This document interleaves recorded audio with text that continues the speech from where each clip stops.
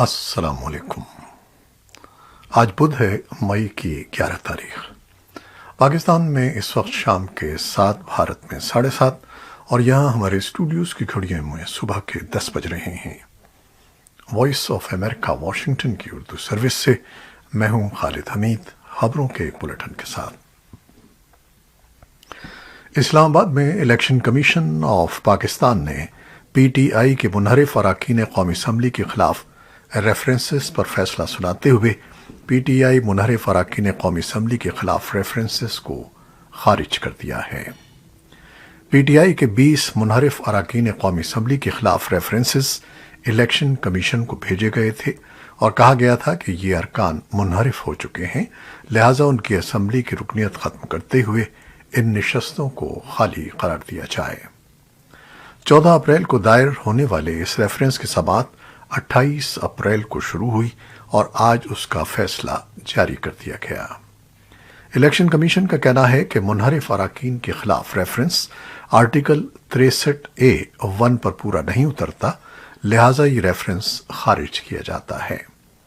اس سے قبل دلائل دیتے ہوئے منحرف رکن نور عالم کے وکیل بیرسٹر گوہر کا کہنا تھا کہ جن ارکان کو منحرف کہا جا رہا ہے وہ ابھی بھی پارٹی کا حصہ ہیں اور ان میں سے کسی نے بھی وزیر اعظم کے خلاف عدم اعتماد کا ووٹ کاسٹ نہیں کیا۔ عدالت نے مختصر فیصلہ جاری کیا اور تفصیلی فیصلہ بعد میں جاری کیا جائے گا۔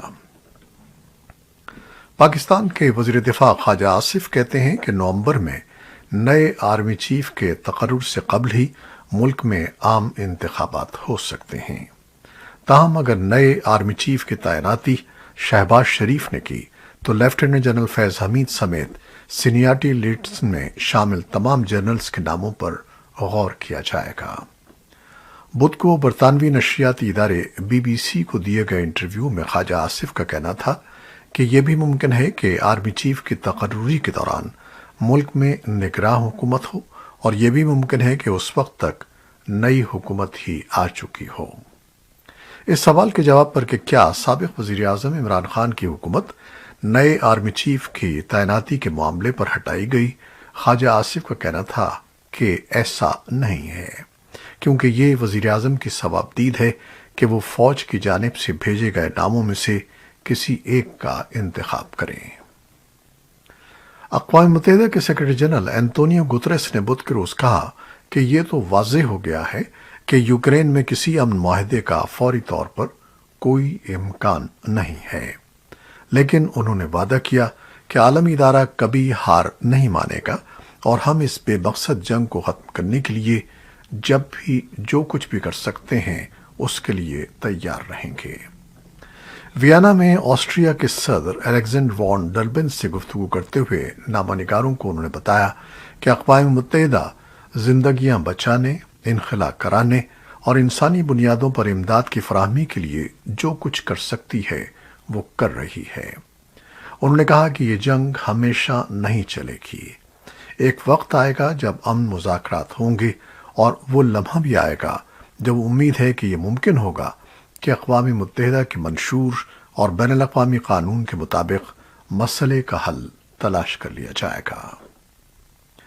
امریکی ایوان نمائندگان نے ایسے میں یوکرین کے لیے $40 ارب سے زیادہ کی امداد کی منظوری دے دی ہے، جبکہ کیف روسی حملے کے خلاف برسر پیکار ہے۔ یہ رقم اس سے $7 ارب زیادہ ہے جتنی بائیڈن نے اپریل میں درخواست کی تھی۔ اب یہ بل سینٹ میں جائے گا، جہاں توقع ہے کہ اس پر تیزی سے کارروائی ہوگی۔ ریپبلکن سینیٹر لنڈسی گراہم اور ڈیموکریٹک سینیٹر رچرڈ بلیومینتھال نے قرارداد پیش کی، جس میں وزیر خارجہ اینٹنی بلنکن سے کہا گیا کہ روس کو ایسی ریاست قرار دیا جائے جو دہشت گردی کا ارتکاب کرتی ہے۔ وائٹ ہاؤس ابھی روس کو اس فہرست میں شامل کرنے کے لیے تیار نہیں ہے۔ یوکرینی عہدیداروں کا کہنا ہے کہ ملکی افواج نے روسی فوجوں کو خارکیف نامی شہر سے باہر پسپا کرنے میں کامیابی حاصل کی ہے۔ شمال مشرقی یوکرین کا شہر اس وقت سے حملوں کا ہدف بنا ہوا ہے جب فروری کے اواخر میں روس نے یوکرین پر اپنا حملہ شروع کیا تھا۔ यूक्रेन के सदर ज़ेलेंस्की वोलोदिमीर ने मोहतात अंदाज में मंगल को देर गए अपने खिताब में इसे अच्छी खबर करार देते हुए सुनाया। उन्होंने कहा कि काबिज फौजों को बतदरीज पसपा किया जा रहा है। उन्होंने कहा कि मैं ये इसरार करूंगा कि वो इस हवाले से इस वक्त ज़्यादा जज्बाती न हों। हमें जज्बातियत और अखलाकी दबाव का ऐसा माहौल पैदा करना चाहिए जहां हर हफ्ते बल्कि हर रोज फतह की तवक्को की जाए। अल जजीरा टीवी की एक सहाफ़ी बुध के रोज उस वक्त गोली लगने से हलाक हो गई जब वो मकबूजा मगरबी किनारे के कस्बे जिनीन में एक इसराइली हमले की कवरेज कर रही थीं। एक ब्रॉडकास्टर और रिपोर्टर ने जो इस वाक़े में जख्मी हुए इसराइली फोर्सेस पर इल्ज़ाम लगाया है, जबकि इसराइल का कहना था कि इस बात का सबूत है कि दोनों फ़लस्तीनियों की गोलियों के हमले का निशाना बने।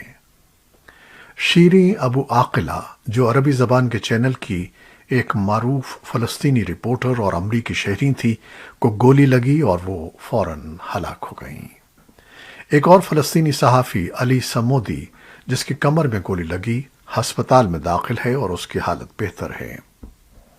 कतर में कायम नेटवर्क ने अपनी नशरियात रोककर खातून सहाफ़ी की हलाकत की खबर दी। चैनल पर चलने वाले एक बयान में कहा गया है कि बैनुल-अक़वामी बिरादरी को इसकी मजम्मत करनी चाहिए और इसराइली काबिज फौजों को हमारे साथी को जानबूझकर निशाना बनाने और हलाक करने का मुरीद इल्ज़ाम ठहराना चाहिए। इसराइली फौज का कहना है कि जिनीन में कार्रवाई के दौरान उसकी फौजें फ़लस्तीनियों की भारी गोलियों और बारूदी हमलों की जद में आ गईं, जिसके जवाब में उन्होंने फायरिंग की। फौज का कहना है कि वो वाक़े की तहक़ीक़ात कर रही है और इस इम्कान का जायज़ा ले रही है कि सहाफ़ियों पर फ़लस्तीनी मुसल्लह अफराद ने हमला किया है। अक़वाम मुत्तहिदा की सलामती कौंसिल जुमेरात के रोज़ अफ़गानिस्तान की सूरत हाल पर गौर करेगी। अमेरिका में नॉर्वे के मिशन ने एक ट्वीट में मुशावरत की दरख्वास्त की है ताकि अफगानिस्तान में ख़वातीन और लड़कियों पर इंसानी हुकूक और आज़ादियों पर बढ़ती हुई पाबंदियों का इजाला किया जाए।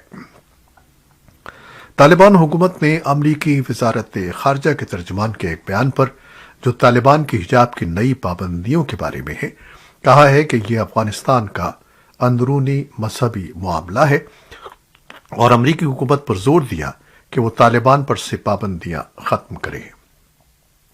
तालिबान हुकूमत के नायब तर्जुमान इनामुल्लाह समंगानी ने काबुल में मीडिया को भेजे गए एक वीडियो पैगाम में कहा कि हिजाब की अफगानिस्तान में हमेशा से पाबंदी थी और मुल्क में इस पाबंदी के बारे में कोई खतरा नहीं है। उन्होंने कहा कि अमरीकी हुकूमत को असल इंसानी और माशी मसलों पर तवज्जो देनी चाहिए जिन्होंने अफगान अवाम पर असर डाला है और ताज़ीरात को ख़त्म करना चाहिए। रेडियो यूनेमा ने एक ट्वीट में कहा कि अक़वाम मुत्तहिदा के सेक्रेटरी जनरल के खुसूसी नुमाइंदे ने तालिबान लीडर्स से इस हफ्ते हिजाब के मौजू पर बातचीत की और अफगान ख़वातीन के हुकूक में इजाफे, लड़कियों के सेकेंडरी स्कूल दोबारा खोलने और ख़वातीन को काम करने और अवामी कामों में शिरकत की आज़ादी पर जोर दिया। अफगानिस्तान में अक़वाम मुत्तहिदा के मिशन के इंचार्ज नसीर अहमद फाइक ने एक ट्वीट में शदीद तशवीश का इजहार किया कि तालिबान के हाथों पंजशेर, बगलान और तखार सूबों में बड़े पैमाने पर शहरी हलाकतें हो रही हैं और ये कार्रवाइयाँ जंगी जराइम के जुमरे में आती हैं जो बैनुल-अक़वामी इंसानी हुकूक की सरीह खिलाफ वर्जी है। तालिबान ने पंजशेर लड़ाई में शहरियों को निशाना बनाने की तरदीद की और कहा कि सैकड़ों मुसल्लह अफराद ने मुज़ाहमत छोड़कर तालिबान धड़ों में शमूलियत इख्तियार की है। कलअदम शिद्दत पसंद तंजीम तहरीक तालिबान पाकिस्तान ने हुकूमत और सिक्योरिटी फोर्सेस के खिलाफ रवा माह के अवाइल के जंगबंदी में 5 दिन की तौसी कर दी है। तंजीम के तर्जुमान और महसूद कबाइल जरगे के तर्जुमान ने जंगबंदी में 15 मई की रात तक तौसी की तस्दीक की है। ये थी वो खबरें जो फेसबुक लाइव पर हमने आपके लिए पेश की। हमारी वेबसाइट, यूट्यूब और पॉडकास्ट पर यह बुलेटिन पोस्ट कर दिया जाता है। आप हमारे बुलेटिन को शेयर करते हैं और अपने कमेंट्स में मोहब्बतों का इजहार करते हैं। ये सिलसिला जारी रखिएगा। खालिद हमीद को इजाज़त दीजिएगा। अल्लाह हाफिज़।